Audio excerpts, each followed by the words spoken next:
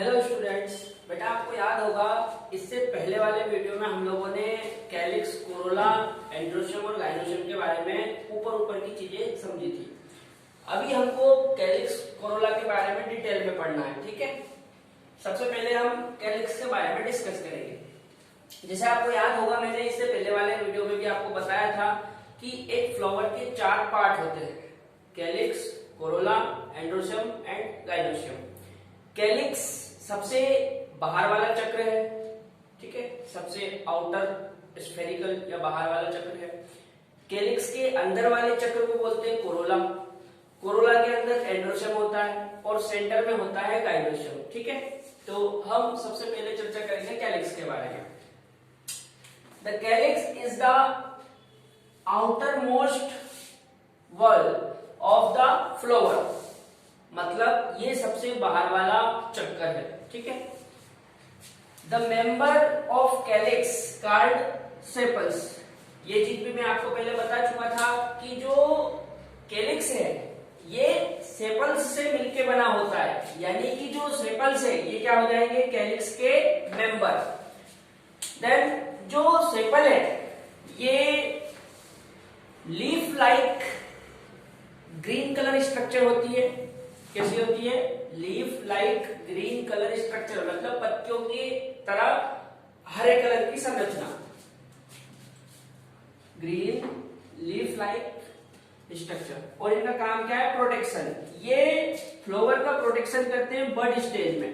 जब flower bud stage यानी कि कली अवस्था में होता है, उस समय ये सेपल्स उस फ्लावर को प्रोटेक्ट करते हैं, चारों तरफ से उसको ढक लेते हैं, ठीक है। द कैलिक्स में भी गैमोसेपेलस और पॉलीसेपेलस। ये जो कैलिक्स है ये गैमोसेपेलस हो सकता है या फिर पॉलीसेपेलस हो सकता है।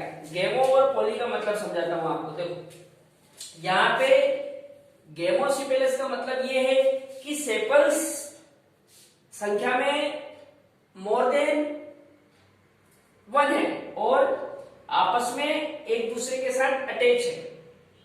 यदि सेपल मोर देन 1 हो, यानी कि एक से अधिक हो और आपस में एक दूसरे के साथ अटैच हो, जुड़े हुए हो, तो उसको कहा जाता है गैमोसेपेलस। यदि सेपल्स मोर देन 1 हो, मतलब एक से ज्यादा हो लेकिन एक दूसरे से फ्री हो, आपस में अटैच ना हो, तो उसे कहा जाता है पॉलीसेपेलस, ठीक है। एक बार फिर से समझ लेते हैं। कैलिक्स आउटर वॉल है, मतलब सबसे बाहर वाला चक्र है। कैलिक्स के मेंबर को सेपल कहा जाता है। जो सेपल्स है ये leaf like green colour structure होती है, जो कि बर्ड स्टेज में फ्लावर को प्रोटेक्ट करती है। कैलिक्स गैमोसेपेलस या पॉलीसेपेलस हो सकता है। गैमोसेपेलस का मतलब है सेपल आपस में जुड़े हो, अटैच हो एक दूसरे से, और पॉलीसेपेलस का मतलब है सेपल्स एक दूसरे से फ्री हो, मुक्त हो, ठीक है। अब बात कर लेते हैं कोरोला की। जैसे पहले भी अपन ने पढ़ा था कि जो कोरोला है ये पेटल से मिलके बना होता है। किससे मिलके बना होता है? पेटल से। यानी कि हम बोल सकते हैं Corolla is composed of petals, या हम यूं भी कह सकते हैं कि ये जो पेटल्स है ये कोरोला के मेंबर है, ठीक है। जो पेटल है ये जनरली ब्राइट कलर के होते हैं। कैसे होते हैं? ब्राइट कलर, यानी कि चमकदार, जिसके कारण इंसेक्ट इनकी ओर अट्रैक्ट होते हैं, जिससे पोलिनेशन में हेल्प होती है, ठीक है। कौन इनकी ओर अट्रैक्ट होते हैं? इंसेक्ट। क्यों?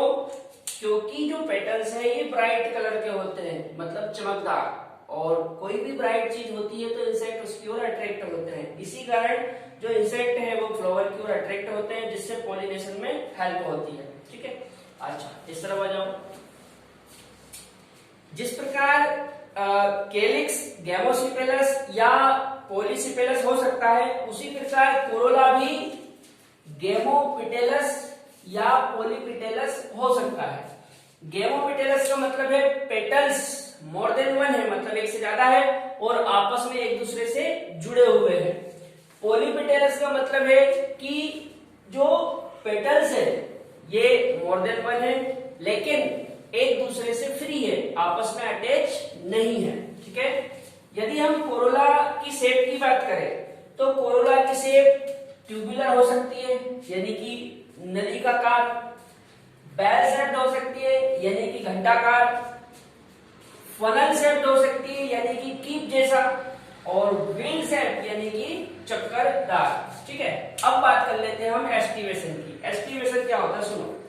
सेपल और पेटल का जो अरेंजमेंट होता है, मतलब उनकी व्यवस्था, उसी को हम कहते हैं एस्टिवेशन। कि किसी भी फ्लावर में सेपल और पेटल का अरेंजमेंट कैसा है, सेपल और पेटल की व्यवस्था किस प्रकार है, किस प्रकार वो अरेंज्ड है, उसी को हम कहते हैं एस्टिवेशन। तो इनका अरेंजमेंट 4 प्रकार का होता है, velvet, twisted, imbricate and vexillary. एक एक करके डिस्कस करते हैं। सबसे पहले वेलवेट। वेलवेट में क्या होता है, एक सेपल दूसरे सेपल के केवल कॉर्नर को टच करता है, या एक पेटल दूसरे पेटल के कॉर्नर को केवल टच करता है। ओवरलैपिंग नहीं होती है, यहां पे केवल एक यूनिट दूसरी यूनिट को टच करती इस तरह से। ठीक है, ऐसा टच करते हुए दिखाई देती है, मतलब ओवरलैपिंग जैसा कुछ नहीं है, केवल एक यूनिट दूसरी यूनिट को टच करेगी। सरल भाषा में कहें तो एक सेपल दूसरे सेपल को केवल टच करेगा, और यदि पेटल के रूप में देखेंगे तो एक पेटल दूसरे पेटल को टच करेगा। इस तरह के अरेंजमेंट को कहते हैं वेलवेट। ऐसा केलोट्रोपिस में होता है। किसमें होता है, केलोट्रोपिस में। अच्छा, केलोट्रोपिस को हिंदी में आंकड़ा कहा जाता है। क्या कहा जाता है, आंकड़ा। दूसरा है ट्विस्टेड। ट्विस्टेड में क्या होता है, एक यूनिट दूसरी यूनिट को ओवरलैप करती है। जैसे मान लिया जाए कि एक यूनिट ये है, ठीक है, और दूसरी यूनिट ये है, तो एक यूनिट दूसरी यूनिट के ऊपर इस तरह से ओवरलैप करती हुई दिखाई देती है, इस तरह से। ठीक है, तो एक यूनिट दूसरी यूनिट को ओवरलैप करती है, और यहाँ पे ओवरलैप की डायरेक्शन बिल्कुल फिक्स होती है। बड़ी आसानी से समझ में आ जाता है कि ओवरलैपिंग किस डायरेक्शन में हो रही है। ठीक है, इस तरह के अरेंजमेंट को कहते हैं ट्विस्टेड। और ये चाइना रोज, लेडीज फिंगर और कॉटन में पाया जाता है। चाइना रोज यानी कि गुड़हल, लेडीज फिंगर यानी कि भिंडी, और कॉटन यानी कि कपास। ठीक है, यहाँ पे याद रखना, लेडी फिंगर के ऊपर क्वेश्चन एग्जाम में आ चुका है। एक बार क्वेश्चन में पूछा था कि लेडीज फिंगर किसको कहा जाता है, आंसर इज भिंडी। ठीक है, भिंडी को लेडीज फिंगर कहा जाता है। Next, imbricate. इम्ब्रिकेट में भी एक यूनिट दूसरी यूनिट को ओवरलैप करती है, एक यूनिट दूसरी यूनिट को ओवरलैप करती है, ढकती है, लेकिन यहाँ पे ओवरलैपिंग की डायरेक्शन फिक्स नहीं होती है। हम देख के बता नहीं सकते कि ओवरलैपिंग किस डायरेक्शन में होता है। ठीक है, तो ओवरलैपिंग तो हो, लेकिन उसकी कोई फिक्स डायरेक्शन या कोई निश्चित दिशा नहीं हो, तो इस तरह के अरेंजमेंट को कहते हैं इम्ब्रिकेट। ऐसा केसिया और गुलमोहर में होता है। किसमें होता है, केसिया और गुलमोहर में। ठीक है, अगला है वैक्सिलरी। ये जो वैक्सिलरी है, ये इस प्रकार का एस्टिवेशन है जिसमें 5 पेटल होते हैं। कितने पेटल होते हैं, 5 पेटल्स। 5 पेटल में से एक होता है स्टैंडर्ड।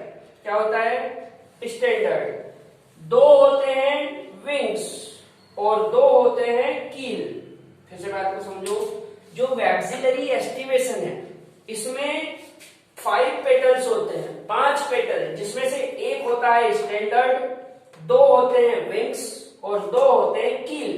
ये जो स्टैंडर्ड है, ये सबसे बड़ा होता है और संख्या में 1 होता है। विंग्स यानी कि पंख, ये 2 होते हैं और स्टैंडर्ड से थोड़े छोटे होते हैं।